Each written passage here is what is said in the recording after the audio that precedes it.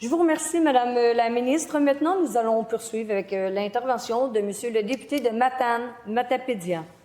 Merci, Madame la Présidente. À mon tour de participer à la réplique à ce discours d'ouverture de la nouvelle première ministre. C'est en fait la continuité de ce qu'on vit depuis 2018. Un gouvernement de la CAQ avec essentiellement la même équipe.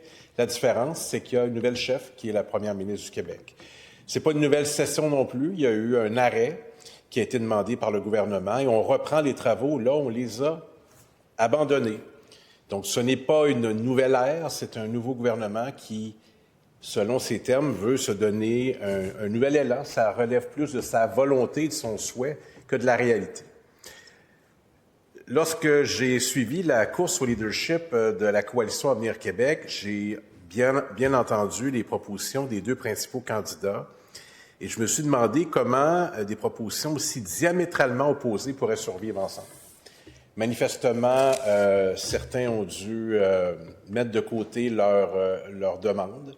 Je pense au député de Lévis qui a fait des propositions qui ne trouvent aucun écho dans le discours de la première ministre.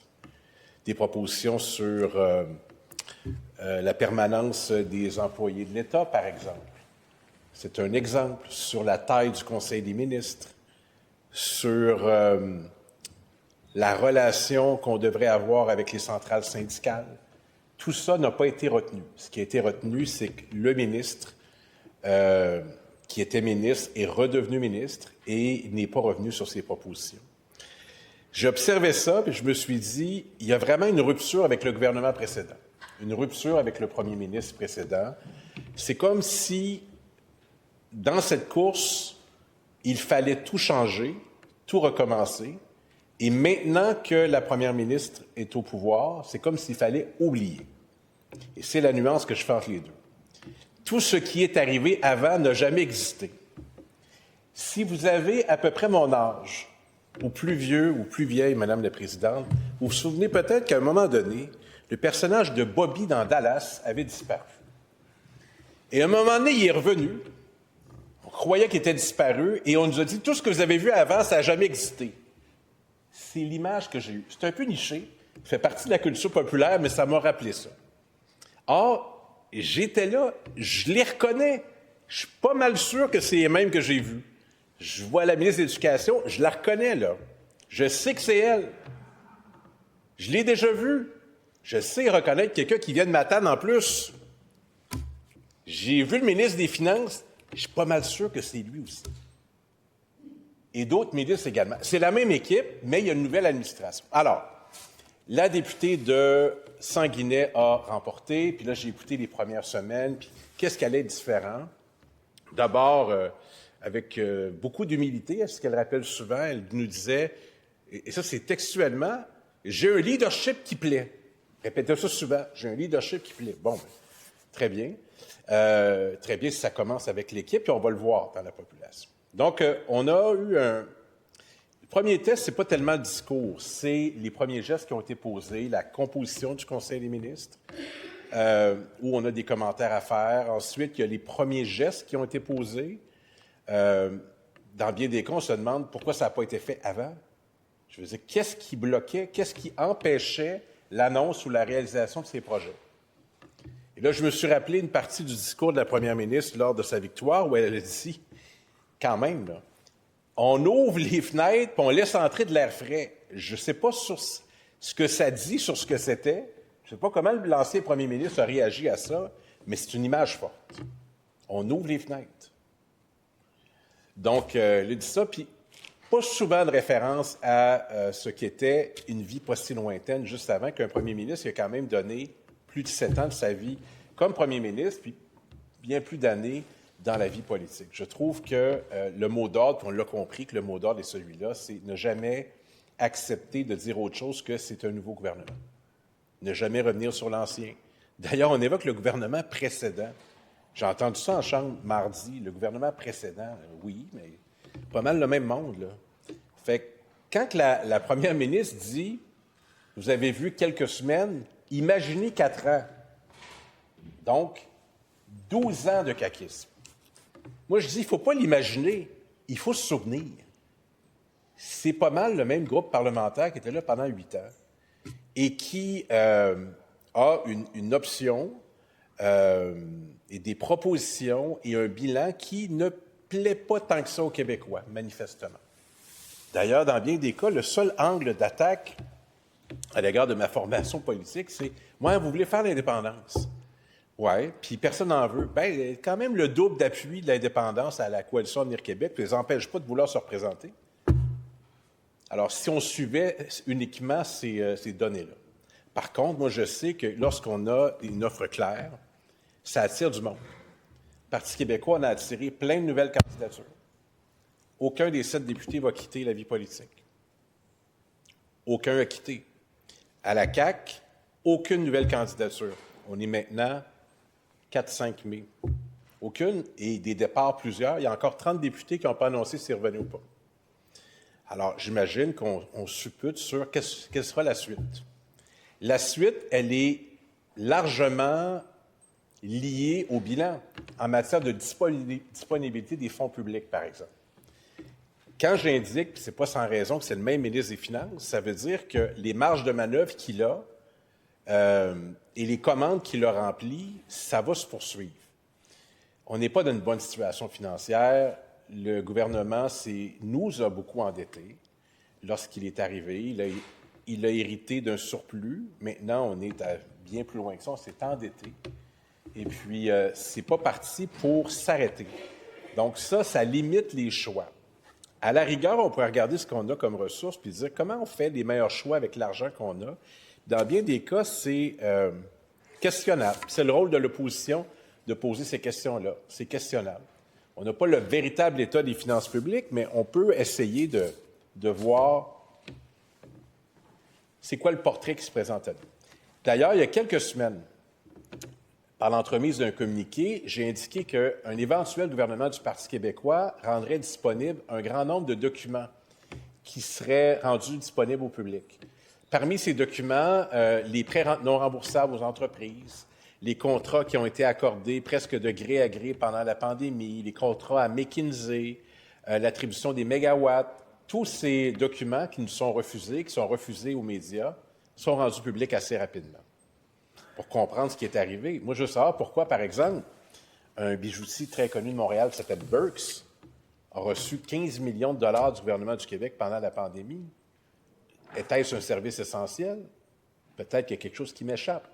Mais je pense qu'on a le droit de savoir comment l'argent durement gagné des Québécois et des Québécoises a été utilisé. On n'a toujours pas les réponses à ça, mais on continue de s'engager. La question de l'économie.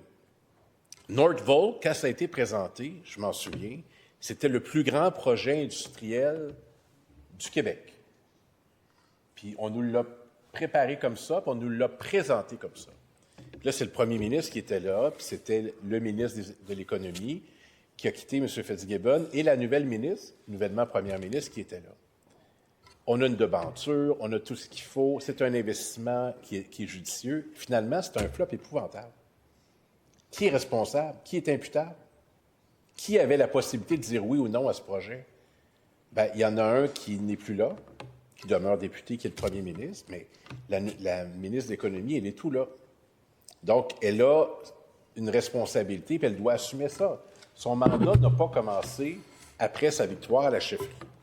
Elle a commencé lorsqu'elle est arrivée en 2022, et je dirais même qu'elle est porteuse du bilan du gouvernement du Québec depuis 2018 parce que la solidarité ministérielle s'impose. Il y a une façon de ne pas appliquer la solidarité ministérielle, c'est que s'il y a quelque chose qui fait en sorte que vous êtes tellement mal à l'aise que ça compromet la poursuite de votre engagement politique, vous pouvez quitter. Il y a des gens qui l'ont fait pour des raisons fondamentales. Je vais en nommer un dans l'histoire de l'Assemblée nationale, Thomas Mulcair. Thomas Mulcair était un ministre libéral qui, lui, en avait contre les orientations en écologie, en environnement du gouvernement Charest. Il a quitté pour ça. J'ai du respect pour ça. Pas tout à fait ça qui s'est passé avec la députée de Rimouski. Je maintiens que s'il était demeuré au Conseil des ministres, il y a fort à parier qu'elle serait toujours une députée de la CAQ. Mais ça, c'est moi qui dis ça. Puis pas mal de monde à Rimouski. Donc, si on est quelques fans là-dessus, Si on est d'accord avec les décisions, puis on demeure au Conseil des ministres, on en est solidaire pour toujours. Je n'ai pas été longtemps au Conseil des ministres, mais à vie, il faut porter ça. Sinon, on s'en va. Alors, la ministre, elle est responsable de tout ce qui est passé. Elle a dit oui, elle a accepté. Elle peut avoir débattu, mais on ne le saura pas avant 25 ans, mais elle a une responsabilité. Donc, rajouter 4 ans de plus pour que ça soit le premier gouvernement depuis Maurice Duplessis à avoir 3 mandats majoritaires en ligne, 12 ans, j'aurais tendance à me référer à une émission populaire de mon enfance qui s'appelait 8, ça suffit. 8 ans, ça suffit. Ça va être correct, la CAQ. La CAQ a donné ce qu'elle avait à donner, en positif. Elle a fait ce qu'elle pouvait, mais je pense qu'il faut changer. Et on a nommé toutes sortes de pionnières mardi. Je pense que la première ministre, le souhait sincère que je fais, c'est que la fin du mandat se passe bien. On a tous intérêt à ce que ça se passe bien, que le Québec puisse rayonner, que le Québec puisse avancer, que ça puisse aller mieux. Mais ça ne va pas faire en sorte qu'il ne faut pas changer de gouvernement. Mais je souhaite que, pour la période jusqu'en octobre, ça se passe bien. En regardant le discours, je n'ai pas énormément de temps, mais on disait, bon, imaginez, je pense, un de nos meilleurs arguments là, pour nous, là, pour imaginer ce qui se passe, c'est quand la première ministre dit imaginez 4 ans de plus. Oui, 4 ans de plus à 8 ans, pas 4 ans de plus à 3 semaines. Ça a frappé l'imaginaire. C'est beaucoup. Puis quand je parle à des députés de la CAQ qui me disent pourquoi ils ne se représentent pas ou pourquoi ils vont l'annoncer bientôt, ils me disent je ne suis pas sûr qu'ils vont vouloir nous réélire après 8 ans. Alors, je pense que les gens l'ont bien saisi. Ça fait partie des considérations de l'électorat. Ensuite, sur les priorités, bon, sur l'identité, ils ne sont pas dans le même ordre que la première ministre l'a dit, mais sur l'identité, je veux parler du projet de constitution. Bon, mon premier questionnement, c'est pourquoi pas avoir fait ça avant? Pourquoi pas avoir fait ça au début 2018 ou au début 2022, ou au moins se donner 2 ans? Pourquoi avoir attendu à la dernière minute? Ça ne relève pas de l'opposition là, des députés ici, ça relève du gros bon sens. Se donner du temps pour avoir une constitution qui, il me semble, ça serait drôlement intéressant si on pouvait se dire collectivement, on l'a tous signé. Ça y donne la force, puis ça nous rend fiers d'être signataires, d'une certaine façon, d'un document aussi important. Donc, le ministre, il tient beaucoup, je le sais. Je sais que le ministre, lui, il veut être associé à ça. C'est connu dans ses rangs. Il veut avoir ça d'ici la fin du mandat. Très bien. Mais j'ai écouté la première ministre qui dit, je pense que c'est à tout le monde en parle, mais je ne suis pas sûr, elle dit, ça nous prendrait au moins un autre groupe pour avoir plus d'appui. Tout de suite, Éric Duhaime, très volontariste, dit, je suis là. Il amène du neuf, il amène la même députée de Rimouski dont je vous ai parlé tout à l'heure. Là, j'ai dit, ça va te suffire? Puis là, il semblerait que oui. Donc, à partir du moment où la CAQ est capable d'adopter une constitution qui est un document important, avec l'appui d'un groupe parlementaire, mais d'une députée qui n'est pas tellement étrangère idéologiquement à la CAQ, moi, je trouve que c'est un exercice manqué, que ça prendrait un appui plus fort que ça. Il y a des raisons pour lesquelles le Parti libéral du Québec et Québec solidaire et le Parti québécois ne se rallient pas. Il me semble que l'exercice a été conduit de façon pas assez publique, pas assez concertée. On se sent pressurisé aussi avec le temps, avec la fin de la session. C'est pas normal qu'on ait à calculer combien de jours, puis est-ce qu'on va en ajouter, puis est-ce qu'il y aura un bâillon. C'est pas des bonnes conditions pour adopter une constitution. Donc, prévision, il n'y en aura pas. Mais ça n'empêche pas le ministre de me dire régulièrement que je devrais pousser sur mon groupe pour que ça arrive. Ça, c'est un choix qu'ils ont fait. Par contre, il y a des choix intéressants. Sur la clause non-obstant, bien, évidemment qu'on est pour ça. C'est un outil qu'on a quand on est une province. Quand on est un pays, on n'a pas besoin de ça. Mais quand on est une province, bien, ça verrait tout ce qui nous reste pour faire respecter, pour un temps limité, une loi qui est importante pour nous. Évidemment, la loi 21 sur la laïcité, la loi 96, on y tient. La loi 21, on a voté pour. La loi 96, on n'a pas voté pour parce que c'est pour montrer que c'était pas assez. Mais fondamentalement, c'est mieux ça que rien. Quoique je changerais quelques affaires aussi. Mais vous voyez, on va la protéger, cette loi-là. C'est une loi qui est votée par l'Assemblée nationale. Toutes les lois méritent d'être protégées, puis d'ailleurs, ça devrait être la responsabilité de tout le monde, même quand on est contre. Alors, le gouvernement l'a fait 1 an d'avance. Je ne sais pas ce que ça dit sur sa confiance pour la suite, mais il aurait pu attendre à 2027. Il le fait maintenant. Bon, il y a des mauvaises langues qui disent que c'est pour taquiner les libéraux, mais moi, vous savez, je ne suis pas comme ça. Je crois pas ça. Mais bon, c'est fait 1 an d'avance. Pourquoi faire ça maintenant plutôt que plus tard? Je ne sais pas. Quelques hypothèses là-dessus. Pour le reste, qu'est-ce qui va changer dans la conduite du gouvernement sur l'économie, par exemple? Le nouveau ministre de l'Économie a déjà octroyé une première annonce, je pense, de 40 quelques millions à une entreprise. Ça n'a pas changé tant que ça. Des contributions qui sont très importantes. Il faut voir dans le style. Après ça, pour les écoles, le collègue de Gouin en a parlé ce matin, avec le budget parti à l'éducation, ça rend les choses compliquées pour être capable à la fois d'offrir des activités parascolaires, pour offrir du sport, pour offrir des livres à la disposition des enfants, savoir aussi quels sont les nouveaux indices de défavorisation. D'ailleurs, là, je regarde la ministre, là, toujours pas disponible, malgré ma demande de plusieurs semaines, les indices de défavorisation des écoles. Ce ne serait pas prématuré de les obtenir.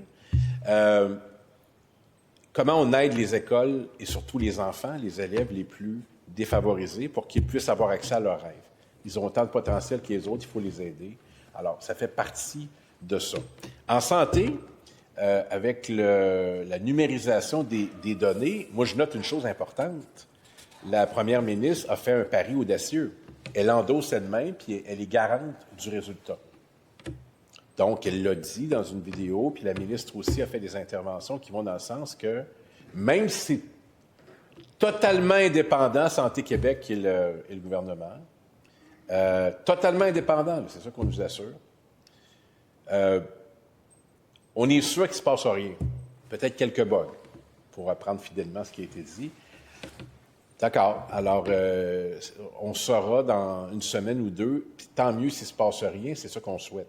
Mais s'il arrive quelque chose, elles auront, d'une certaine façon, signé, là, symboliquement, qu'elles soutiennent ce qui s'est passé. C'est important, on a vécu, ça clique. Je termine en disant que je comprends bien que la CAQ souhaite poursuivre son travail. Elle considère qu'elle n'a pas fini, elle aimerait gouverner à nouveau. Je pense que, et je le dis très sincèrement, moi je viens d'un parti indépendantiste qui est là pour une cause. Ça serait beaucoup plus simple d'être juste un parti qui est là pour gagner et qui prendrait les mesures en conséquence, mais il y a une exigence supplémentaire. Je comprends que le gouvernement de la CAQ souhaite continuer, mais il devra être cohérent sur pourquoi il faudrait continuer, pas malgré les 3 dernières semaines, malgré les 8 dernières années. Et de demander aux Québécois 12 ans d'un gouvernement de la CAQ, c'est beaucoup. Et c'est pour ça que je crois que les Québécois cherchent une alternative et nous travaillons à la représenter, cette alternative, d'être à la fois nationaliste, régionaliste, épris d'économie, de justice sociale, de santé. On est capable de faire tout ça. Il y a 50 ans, cette année, le premier gouvernement du Parti québécois a fait preuve de beaucoup d'audace.